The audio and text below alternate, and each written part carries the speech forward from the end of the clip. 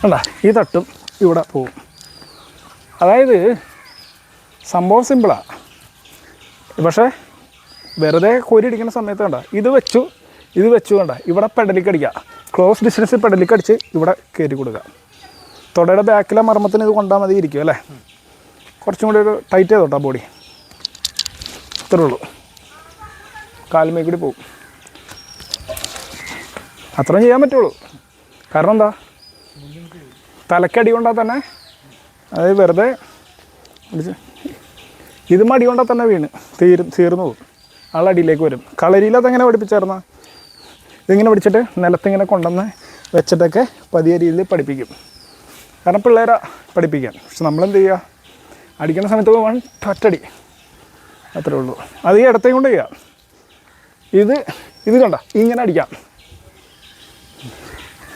കണ്ട ഇങ്ങനെ അടിക്കുക, ഇതും കൊടുക്കുക, വിടുക. അപ്പോൾ കാലുമേ കൂടി പോകും. ഓക്കെ.